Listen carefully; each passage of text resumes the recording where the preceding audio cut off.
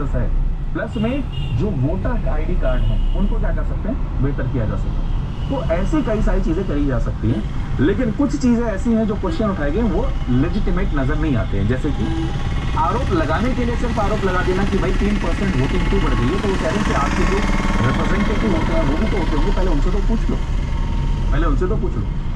दूसरा चीज यहाँ पर वो कह रहे हैं कि एक आरोप एक और चीज लगाया गया कि इलेक्शन कमीशन ऑफ इंडिया के अंदर में जो अपॉइंटमेंट प्रोसेस है वो ही अपने आप में फ्लॉड क्या है, अपने आप में फ्लॉड क्या है, समझ में आ रहा है सभी को। अभी तक इलेक्शन कमीशन ऑफ इंडिया में चाहे सीईसी हो चाहे इलेक्शन कमिश्नर हो, उनकी अपॉइंटमेंट के लिए कोई भी लॉ नहीं हुआ करता था। हाँ, हमारा कॉन्स्टिट्यूशन ये कहता था कि लॉ होना चाहिए, लेकिन ऐसा कोई लॉ नहीं हुआ करता, किसी भी पार्टी ने नहीं किया। 1950 के बाद में किसी ने भी कोई लॉ लेकर नहीं आया। फिर एक केस गया सुप्रीम कोर्ट के अंदर, सुप्रीम कोर्ट के अंदर में जब केस गया तो सुप्रीम कोर्ट ने कहा यार इलेक्शन कमीशन ऑफ इंडिया बहुत इंपॉर्टेंट है, ट्रांसपेरेंट होना चाहिए। तो इसके लिए अपॉइंटमेंट प्रोसेस को उन्होंने स्ट्रीमलाइन करने की कोशिश करी।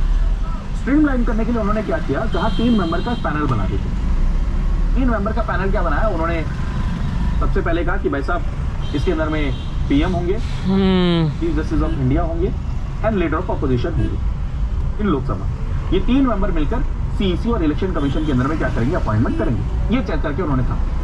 नीचे उन्होंने स्टार बनाकर लिख दिया कि ये जब तक रहेगा जब तक पार्लियामेंट लॉ ना बना दे, क्योंकि लॉ बनाना किसका काम है, पार्लियामेंट का बनाना काम है। ठीक है, ये चीज आपको ध्यान होगा।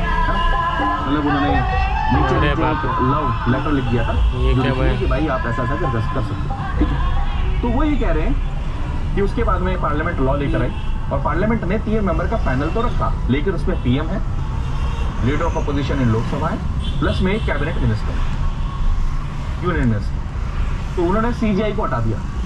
क्या, सीजीआई को हटा दिया। तो कह रहे हैं इससे क्या हो गया, इलेक्शन कमीशन ऑफ इंडिया की जो अपॉइंटमेंट है उसमें सेंट्रल गवर्नमेंट का रोल बढ़ गया एंड इससे क्या हुआ, जो अपॉइंटमेंट प्रोसेस को हम ट्रांसपेरेंट बनाना चाहते थे वो कम हो गया। तो क्या इसके ऊपर में काम किया जा सकता है क्या, ठीक है, क्या इसके ऊपर में काम किया जा सकता है, ये सब चीजों के ऊपर में इस आर्टिकल में डिस्कशन कर रहे हैं। और लास्ट में मैं हमेशा ये कहने की कोशिश करूंगा कि आर्टिकल 324 के तहत में इलेक्शन का फ्री फेयर सुपरिटेंडेंस सारी जिम्मेदारी इलेक्शन कमीशन ऑफ इंडिया की, ठीक है, इलेक्शन कमीशन ऑफ इंडिया की है। और इलेक्शन कमीशन ऑफ इंडिया को मतलब कई बार ये वर्ड मैं यूज करता हूँ कि आप इंडिपेंडेंट और ट्रांसपेरेंट हैं, उससे कहीं ज्यादा इंपॉर्टेंट होता है ये दिखना भी, क्या ये दिखना भी। तो इलेक्शन कमीशन ऑफ इंडिया को जो ट्रस्ट को बिल्ड कर सके ऐसे प्रोसेस के ऊपर में काम करने की जरूरत है, जिससे और ज्यादा बेहतर हो इलेक्टोरल प्रैक्टिसेस। उसके अंदर में कई सारे सजेशंस दे सकते हैं रिफॉर्म, जैसे कई बार वर्ड पूछ रहे हैं वीवीपैट